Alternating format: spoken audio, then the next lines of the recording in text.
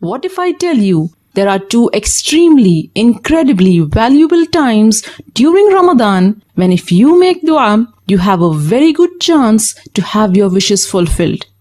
Wow. So listen up. O Messenger of Allah sallallahu alaihi wasallam, which dua is most heard or most accepted? Inquired Abu Umama radiyallahu ta'ala anhu. Dua in the last third of the night, replied the Prophet. This is the time before Fajr. So why is this time so special?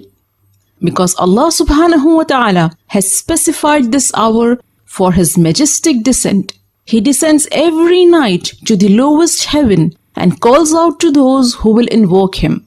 Yet this is the time when we are the most negligent, because we are fast asleep and it's not easy to leave the comfort of your bed and choose to wake up and make dua. You won't do this unless you have a persuasive ikhlas, sincerity, and an overwhelming raghba, desire. You won't leave your coziness unless you truly believe and are sure and confident that Allah will respond to you when you call upon Him at this hour. You won't leave your slumber unless you are truly sincere and genuine to get what you want. You won't leave your relaxation unless you are heartfelt in your tawbah and seeking forgiveness.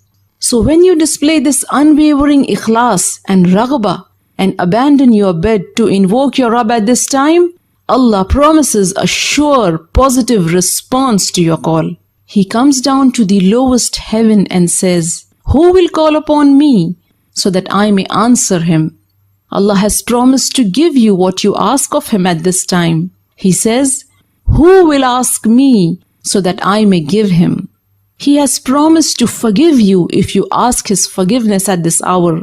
He says, "Who will seek my forgiveness so that I may forgive him?"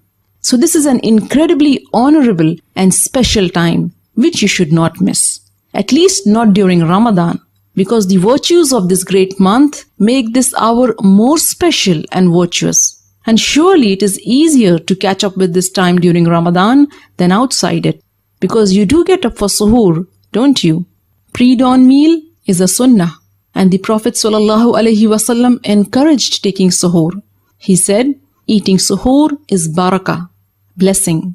So do not miss it even if you take a sip of water.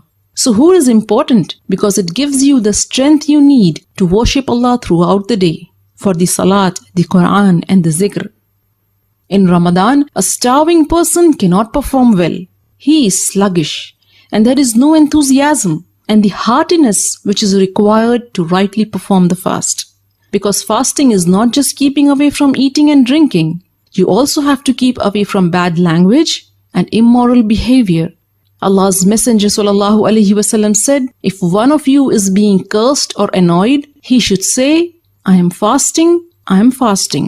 And suhoor helps you in keeping up with these etiquettes because it protects you from intense hunger. Hunger which can trigger bad manners that decrease your rewards. So make sure you wake up for suhoor, rather a few minutes earlier, and schedule some time for dua and istighfar. And let me tell you something that will make you even more eager to make dua at this precious time. In the Quran, when Allah praised His believing slaves, those who will enter Jannah and live therein forever, He mentioned that one of their distinctive qualities is that they used to seek forgiveness before dawn. And in the hours before dawn, they were asking Allah for forgiveness. And the other valuable opportunity for dua arrives just before Maghrib. When you are hungry and thirsty and you feel your weakest, you realize how vulnerable you are, how weak you are without just the daily basic needs which Allah provides for you. It is at this time that you are truly, truly humbled. And the dua you make with this humbleness in your heart is more likely to be answered. But aren't we always too busy preparing iftar at this hour? So much that we don't realize that these precious moments are slipping away, unnoticed and unused. But not anymore, my dear sister. Inshallah, this Ramadan, let's wrap up our chores and close the kitchen a few minutes before iftar for dua and istighfar. Did this video help you get eager to grab the best opportunities for dua? Then help me spread the word. Share this video with family and friends. May Allah subhanahu wa ta'ala accept our duas and make us amongst those who benefit from the blessed hours of Ramadan. Ameen Ya Rab.